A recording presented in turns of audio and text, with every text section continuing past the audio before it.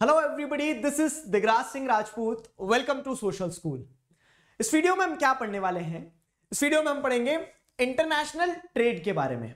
International trade क्या है, इस चीज को आपको समझना है। यहां पे सिंपल अगर टॉपिक को देखो तो, लेकिन पहले कनेक्ट कर लो। अभी तक हमने क्या पढ़ा है वो सारी चीजें मैं आपको बता देता हूं, कनेक्ट करवा देता हूं, उसके बाद आगे बढ़ेंगे, क्योंकि ये चैप्टर का लास्ट पिलर है। लास्ट पिलर कैसे है, चलो देखते हैं। तो आपने चैप्टर उठाया, क्या चैप्टर का क्या नाम क्या था हमारा? Lifelines of national economy. ठीक है, तो लाइफलाइंस को जब आप पढ़ना स्टार्ट करते तो आपने क्या देखा कि लाइफलाइंस को हम अलग अलग डोमेन में पढ़ सकते हैं। ठीक है, तो ट्रांसपोर्टेशन एक इंपॉर्टेंट पार्ट हो जाता है। ठीक, तो ट्रांसपोर्टेशन एक इंपॉर्टेंट पार्ट हो गया लाइफलाइंस ऑफ नेशनल इकोनॉमी का।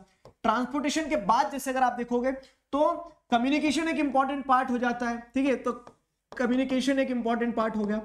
कम्युनिकेशन के बाद जैसे अगर आप देखोगे तो अब जो तीसरी चीज हम पढ़ने वाले हैं वो है ट्रेड। ठीक है, तो ट्रेड को हम क्या करेंगे, ट्रेड कैसे लाइफलाइंस ऑफ नेशनल इकोनॉमी बन गया। तो अब देखो, ये आप ट्रांसपोर्टेशन भी कर रहे हैं चीजों का, कम्युनिकेट भी कर रहे हैं। अल्टीमेटली ट्रांसपोर्टेशन और कम्युनिकेशन जो है ये किसे फैसिलिटेट करता है? ट्रेड को ही फैसिलिटेट करता है। ट्रेड की मदद से ही हम जुड़े हुए हैं।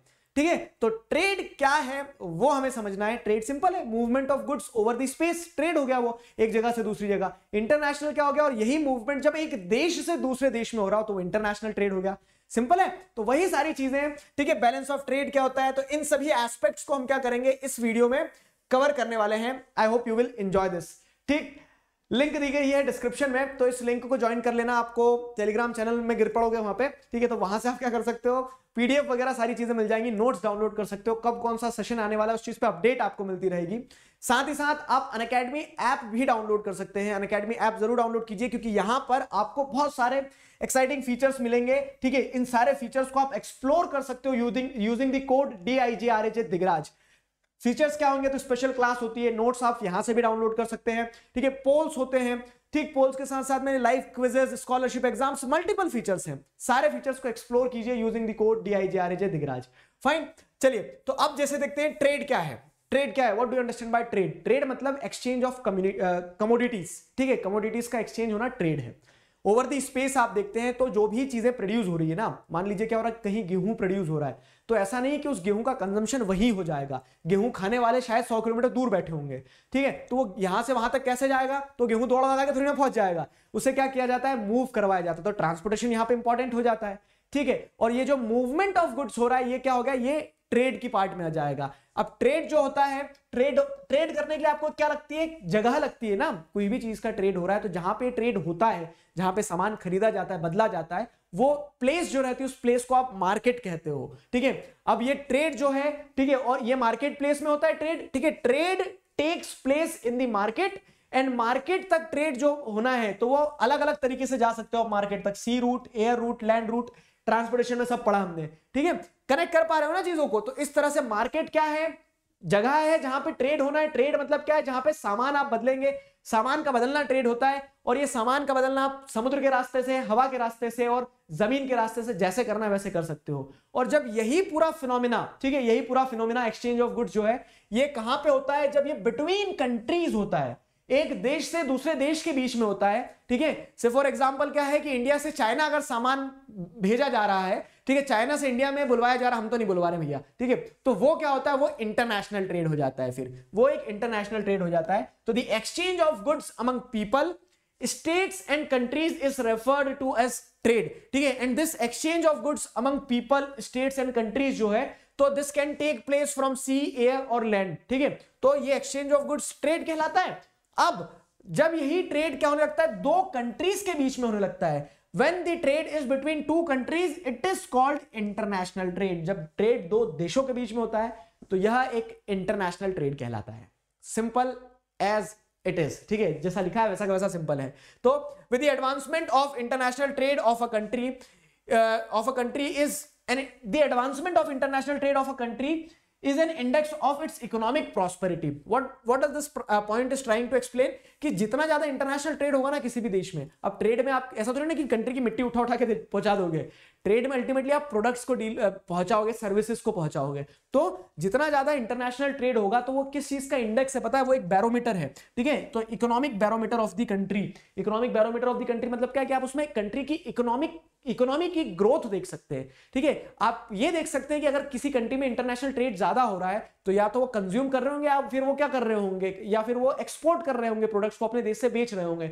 एक्सपोर्ट कब कर पाएंगे, जब उनके पास होगा खुद के पास, और इंपोर्ट भी कब कर पाएंगे, जब उनके पास पैसा होगा खरीदने का।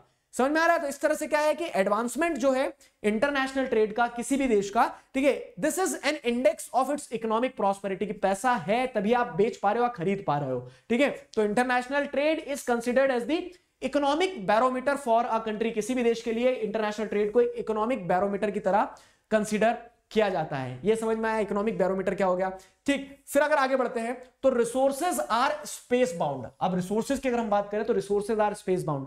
रिसोर्सेज स्पेस बाउंड कैसे होते हैं कि जो भी आपके पास रिसोर्स है, ठीक है, जो भी आपके पास रिसोर्स है वो जहां, मैंने अभी गेहूं वाला एग्जांपल किया, जहां प्रोड्यूस हो रहा है वहीं कंज्यूम नहीं हो जाता है, आपको ट्रेड करना ही पड़ेगा, आपको इंटरनेशनल ट्रेड करना ही पड़ेगा। No country can survive without international trade. और इंटरनेशनल ट्रेड में क्या करते हैं, फॉर एग्जांपल इंडिया में जिस चीज की कमी होगी हम वो दूसरे देश से बुलाएंगे और यहां जो सरप्लस होगा ये दूसरे देश पहुंचाएंगे। तो इसी के चलते आप क्या सीखते हैं, इसी के चलते ये सीखते हैं कि when resources are space bound no country can survive without international trade. इसी के लिए we are required to do international trade, we are required to do trade. और इस तरह से हम कनेक्टेड है, कंट्री के अंदर भी ट्रेड होता है इंटरनल ट्रेड, और जब वो दो देशों में होने लगता है इंटरनेशनल ट्रेड हो जाता है। तो in this sense trade acts as lifeline of national economy, ठीक है, trade acts as lifeline of national economy. International trade में आप इंपोर्ट करते हैं, एक्सपोर्ट करते हैं, दो कंपोनेंट होते हैं, ठीक है। इंपोर्ट करते हैं, एक्सपोर्ट करते हैं मतलब क्या है कि ये आपका प्यारा देश, ठीक है, तो अब क्या होगा कि या तो आप सामान अंदर बुला रहे हैं, सामान अंदर बुला रहे हैं मतलब क्या कर रहे हैं आप कि सामान जब आपके अंदर आ रहा तो यू आर इंपोर्टिंग, ठीक है, you are importing the goods, importing the goods. समझ में आया? सामान अंदर बुलाना मतलब इंपोर्ट कर रहे हैं आप गुड्स को। वहीं पे अगर आप क्या कर रहे हैं, वहीं पे अगर आप सामान को अपने देश से दूसरे देश पहुंचा दे रहे हैं, बेच दे रहे हैं, तब आप क्या करते हैं, एक्सपोर्ट करते हैं, ठीक है, एक्सपोर्ट। अब बहुत सारे बच्चे ऐसे होंगे जो इंपोर्ट एक्सपोर्ट में सिर लड़ाते होंगे कि समझ नहीं आता, मतलब शब्द में भूल जाता है कि क्या इंपोर्ट है क्या एक्सपोर्ट है। हाँ ये होता है जेन्युइन। तो देखो कमिंग इन इंपोर्ट ऐसे, ठीक है, और going out export, you are excluding that thing, export ऐसे, और कमिंग इन, इन से आई एम इंपोर्ट ऐसे कुछ चलेगा ना, ठीक है। तो इस तरह से इंपोर्ट अंदर आना हो गया, एक्सपोर्ट मतलब बाहर पहुंचाना हो गया, इंपोर्ट एक्सपोर्ट। तो इंटरनेशनल ट्रेड के दो कंपोनेंट होते हैं, एक होता है इंपोर्ट और दूसरा होता है एक्सपोर्ट। इंपोर्ट एक्सपोर्ट दो कंपोनेंट हो गए, फाइन। अब अगर हम आगे बढ़ते हैं और तो देखो यहाँ पे क्या है, इंपोर्ट और एक्सपोर्ट दो कंपोनेंट हो गए, और यहीं से निकल के आता है एक चीज balance of trade. Balance of trade मतलब क्या है कि मान लीजिए आप इंपोर्ट भी करवा रहे हैं, ठीक है, और आप एक्सपोर्ट भी कर रहे हैं। तो अब आप इंपोर्ट अगर मान लो 100 रुपए का कर रहे हैं, एक्सपोर्ट 50 रुपए का कर रहे हैं, तो क्या बैलेंस है? ये बैलेंस नहीं है ना, 100 और 50 डबल हो गया किसी चीज का। तो आप इंपोर्ट ज्यादा कर रहे हैं, एक्सपोर्ट कम कर रहे हैं। इसी को अगर उल्टा कर देंगे तो क्या हो जाएगा कि तब भी बैलेंस नहीं रहेगा, तब भी बैलेंस नहीं रहेगा कि आप एक्सपोर्ट 50 रुपए का कर दे रहे हैं और कंट्री के अंदर इंपोर्ट मतलब एक्सपोर्ट 100 रुपए का कर दे रहे हैं और कंट्री के अंदर इंपोर्ट मात्र 50 रुपए का ले रहे हैं, तब भी क्या है, बैलेंस नहीं है। तो बैलेंस ऑफ ट्रेड मतलब क्या है? बैलेंस ऑफ ट्रेड मतलब कि there should be a balance between the amount of goods imported and the amount of goods exported.